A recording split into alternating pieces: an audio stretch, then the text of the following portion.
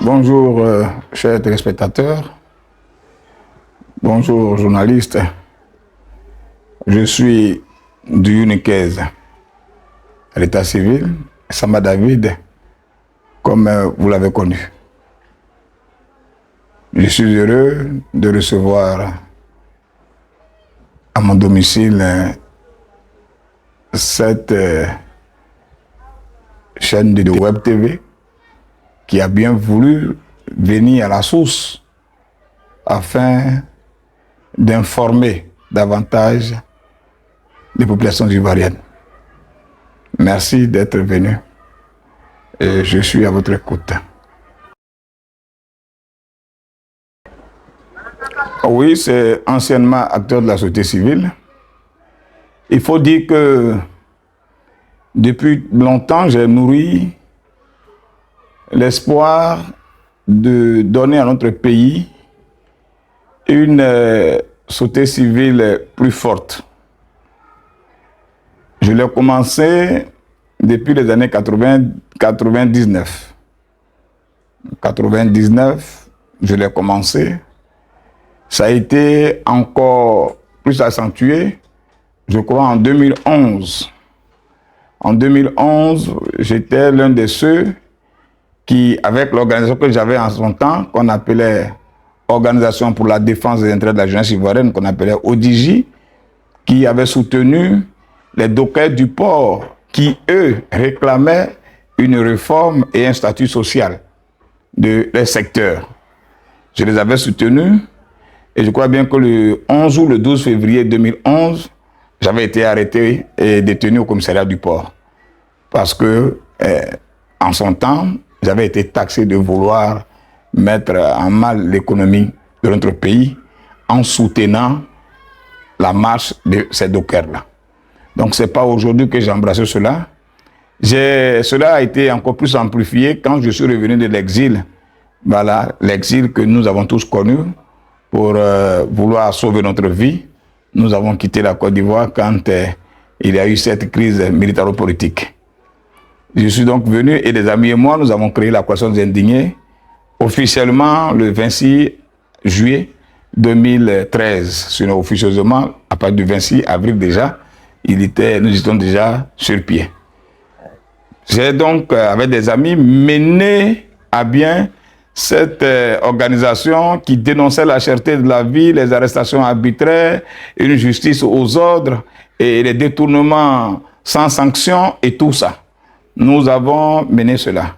Notre tout premier meeting qui a eu lieu, qui devrait avoir lieu le 24 août 2013, a suscité pas mal de mouvements dans la commune de Yopougon où nous l'avions initié.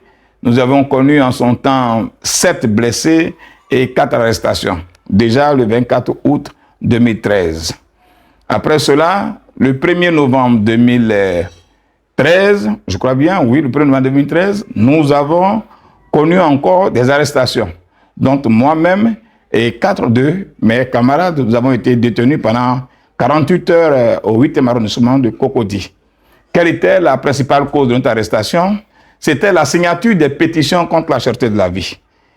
La banderole qui a été mise en cause, sur laquelle était écrite Monsieur le Président, comme vous êtes toujours en l'air, le jour où vous descendrez sur le terre, vous constaterez que les Ivoiriens ont faim. C'était ça le seul message. Alors, notre justice ou les forces de l'ordre ont trouvé ce message tendancieux. Cela a donc conduit à notre arrestation.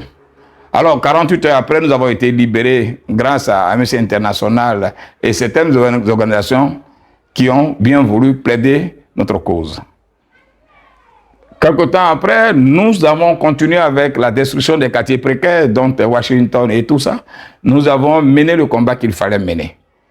Et en le 15 mai 2015, la coalition des Indiens de Côte d'Ivoire a donc souscrit, a donc adhéré à la coalition nationale du changement, qui était une grande coalition qui regroupait société civile, hommes politiques et certains partis politiques. C'est donc là que les choses vont donc commencer à être compliquées pour la coalition des Indiens de Côte d'Ivoire. Après avoir connu 6 ou 5 arrestations, nous allons connaître une autre arrestation qui sera la plus longue, et moi personnellement.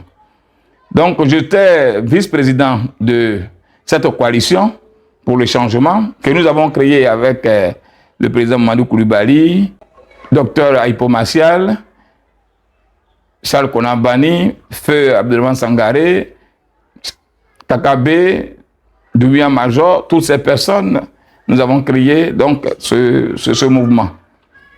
Et après avoir organisé 2 grands meetings réussis, donc j'étais quand même l'un des principaux artisans, le 13 septembre 2015, j'ai été enlevé de mon domicile pour mon engagement aux côtés de cette coalition. Parce qu'il faut le dire, j'étais le plus jeune vice-président de tous ces présidents qui y étaient et qui étaient vraiment plus virulents. Cela donc m'a conduit à un jugement où j'ai occupé d'une peine de 6 mois pour trouble à l'ordre public et destruction de biens d'autrui, entre griffes. Alors, après ma condamnation, ou juste après mon arrestation, qui vient avant mon jugement, j'ai été détenu à la DST. D'abord, à la préfecture de police, ancienne préfecture de police du Plateau, après la DST où j'ai fait 3 mois. Et 3 mois après, mon chef d'accusation va donc changer, et en mettant un autre papier qui définit encore des chefs d'accusation, qui donc me condamne, qui m'amène maintenant dans un délit, dans un crime du moins, et mettre contre quelqu'un, et donc je suis co-auteur. Alors je suis donc le 15 décembre, je suis transféré dans la plus grande prison d'Afrique de l'Ouest qu'on appelle la Maka.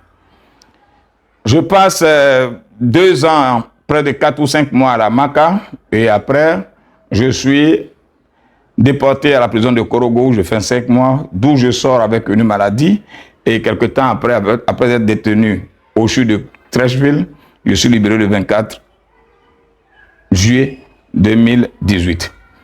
Pour dire tout ça, j'ai subi. Alors quand je sors, je vais me faire traiter hors du pays parce que j'étais vraiment affaibli. Je reviens et je relance avec des amis le combat contre une CEI aux ordres. Et là encore, cela va conduire à notre arrestation encore le 29 juillet 2019. Nous sommes encore arrêtés et détenus à la nouvelle préfecture de police d'Abidjan pour 24 ou 48 heures. Nous ne baissons pas les bras, nous continuons.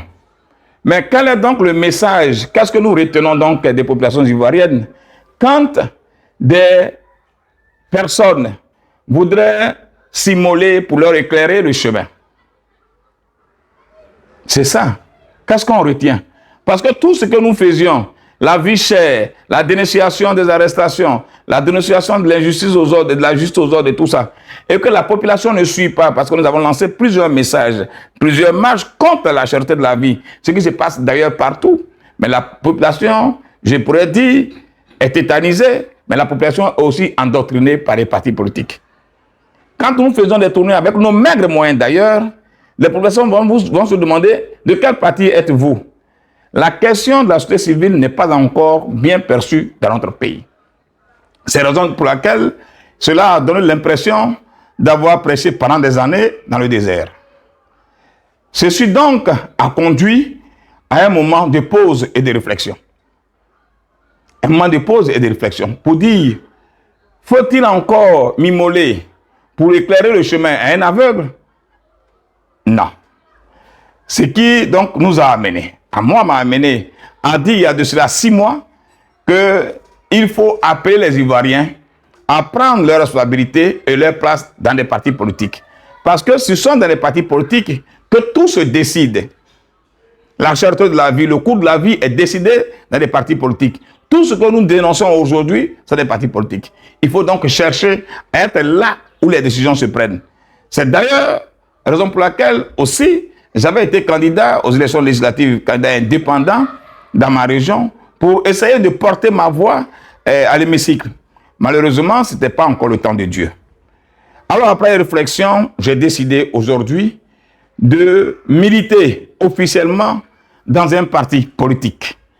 Et le choix que je fais, c'est le choix qui me semble être proche de ma vision.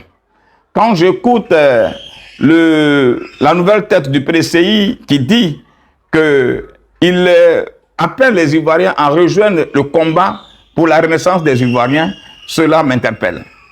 Cela m'interpelle à plus d'une personne. J'ai donc décidé de militer au PDCI. Pour dire quoi? La question de la société civile n'a pas été facile. Ce n'est pas facile d'ailleurs. Des amis qui sont encore sur le terrain, j'en connais qui sont financés par l'extérieur. J'en connais qui vivent grâce aux projets et autres. Nous autres, nous avons voulu donner une société civile à l'image du balai citoyen, c'est-à-dire un mouvement de pression. Malheureusement, nous n'avons pas eu de soutien financier. Malheureusement, cela nous a créé beaucoup de débats. Malheureusement, cela ne nous a pas permis, n'a pas permis aux Ivoiriens de nous comprendre. Ceux qui sont là, soit ils jouent le jeu avec le régime qui les entretient, ou ils décident d'être vraiment autonomes et indépendants et intègres, comme nous l'avons été, pour décider enfin d'appartenir à un parti pour mener à visage découvert la lutte du combat social. Ça peut aussi se mener au sein des partis politiques. Je l'ai déjà dit que j'ai fait un choix. Comme le disait quelqu'un, une écrivaine que j'admire bien, le mauvais choix, c'est l'absence de choix. Et moi, j'ai fait un choix parce que c'est le meilleur. Il faut dire quoi? Un journaliste me disait hier, pourquoi vous n'avez pas choisi tel parti? Par exemple, le PPACI. Mais si j'avais choisi le PPACI, d'autres journalistes m'auraient demandé pourquoi vous n'avez pas choisi le RHDP ou le PDCI. J'ai fait un choix. J'ai fait un choix parce que cela a été motivé d'ailleurs par l'approche que j'ai eue avec des amis pendant longtemps. Il faut dire que j'ai soutenu l'honorable Diao Foué aux élections municipales à Yopougon. Je suis, jusqu'à preuve du contraire, l'un de ses conseillers spéciaux. Alors, cette approche m'a permis de connaître un peu le fonctionnement de cet appareil, et à l'arrivée de Tidiane-Thiam, de M. Tidiane-Thiam, j'ai vu qu'il y avait un esprit nouveau. J'ai vu qu'avec le projet de société, le projet du moins proposé par le président Tidiane-Thiam, je pouvais m'inscrire dans ce parti. Qu'est-ce qui m'a encore touché davantage à son arrivée? La première déclaration après son élection, c'est de chercher la cohésion sociale, la cohésion du moins au sein de son parti. Ça m'a touché. Et après, l'état des lieux du parti, ça m'a également touché. Et maintenant, parler aux Ivoiriens. Ayant désormais une équipe soudée, parler aux Ivoiriens. Ce sont des démarches qu'il faille vraiment féliciter. Je crois bien que ces approches-là m'ont vraiment séduit. Donc, j'ai décidé d'être au PDCI. Et je pense que le goût, les couleurs et le choix ne se discutent pas.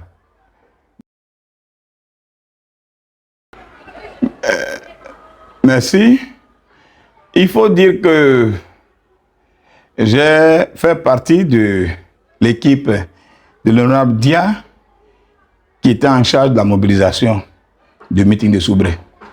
En ce moment, je n'étais pas officiellement déclaré militant du PDCI et encore moi, je n'avais pas encore, je crois, pris ma carte, je crois. Alors, je l'ai accompagné parce que je suis toujours avec lui dans toutes ces démarches pour essayer de mettre les idées ensemble.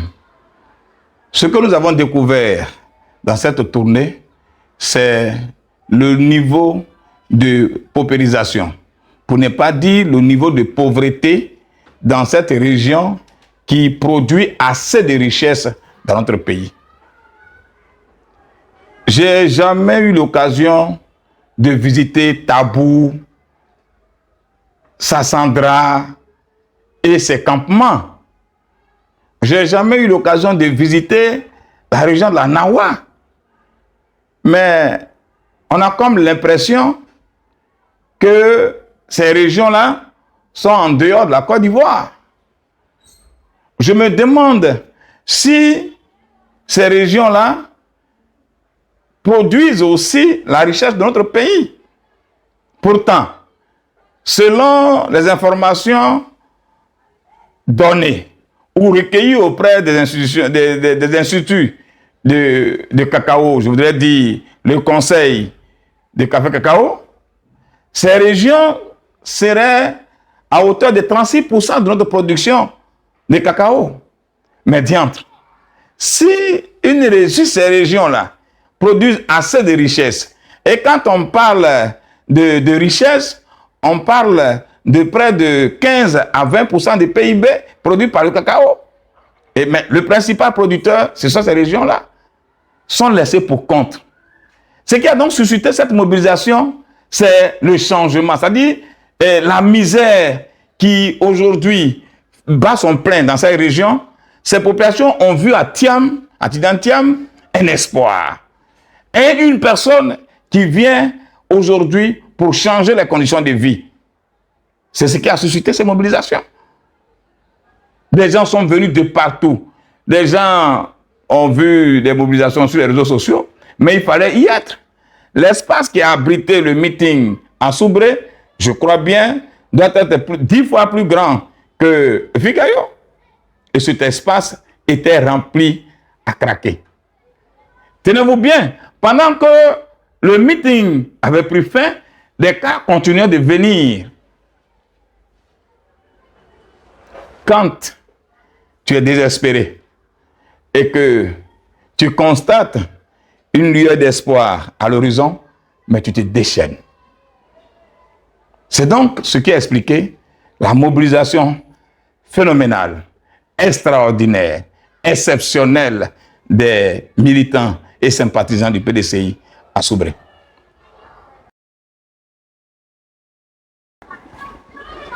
Personnellement, je n'ai rien à dire de leur candidature. Je m'en tiens à la décision de mon parti, puisque je ne suis plus sur Samba David libre et leader de la société civile qui donne son avis sur des questions sociopolitiques.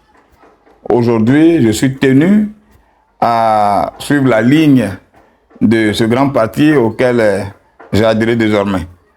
Donc, la candidature de ces deux personnalités, je n'ai vraiment pas grand-chose à dire là-dessus. En revanche, ce que je peux dire sur la candidature de mon candidat, que je trouve le meilleur candidat ayant le meilleur profil, pour moi, ça suffit. Pour moi, c'est le meilleur candidat et nous ne craignons aucun adversaire. Voilà, candidat Thiam est le meilleur candidat qui a le meilleur profil et quel que soit l'adversaire, nous allons le battre. C'est tout ce que je peux dire sur la candidature de ces trois personnes, deux personnalités dont j'ai beaucoup de respect, mais sur lesquelles je ne voudrais pas vraiment me prononcer pour leur candidature.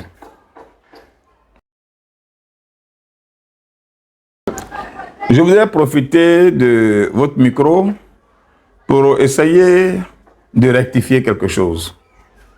Depuis hier, après ma déclaration, certains internautes et même des journalistes de la presse en ligne écrivent que Samba David aurait quitté le PPACI pour le PDCI.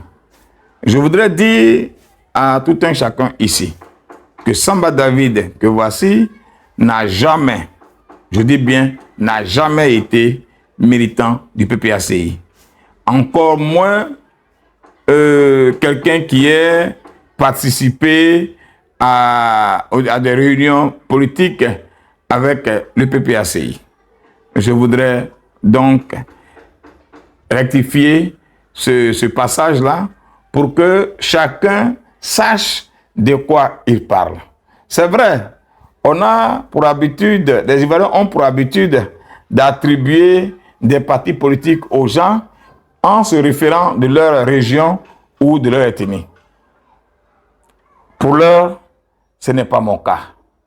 je n'ai pas été membre du PPACI, je suis militant aujourd'hui du PDCI et j'ai ma carte de 52 000 francs que j'ai pu acquérir pour dire je suis désormais l'un des cadres du PDCI. Et cela me suffit pour l'heure. Mon mot de fin, je voudrais dire à toutes les personnes dont l'âge rejoint ma génération et ma promotion que la meilleure manière de défendre les valeurs que nous exprimons, la meilleure manière d'exposer son problème, c'est de faire partie de là où on parle de tes problèmes. C'est de là que tout sort. Aujourd'hui, il y a des choses que nous dénonçons, telles que la cherté de la vie d'ailleurs, et puis les conditions difficiles des Ivoiriens.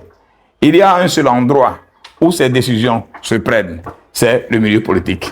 C'est d'ailleurs pour laquelle nous appelons tout le monde à s'inscrire massivement sur la liste électorale pour que le bulletin de vote devienne la seule arme avec laquelle nous aurons à changer les choses.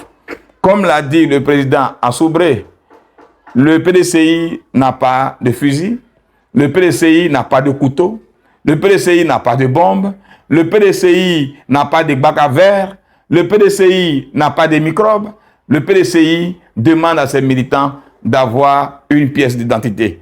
Et avoir la pièce d'identité, ce n'est pas une dépense, c'est un investissement. Parce que cela va t'amener à avoir une carte d'électeur et par la suite un électeur et faire le choix du président pour ton avenir. Ce que nous nous demandons, c'est la carte d'électeur. C'est ce seul bulletin-là qui t'amènera au changement.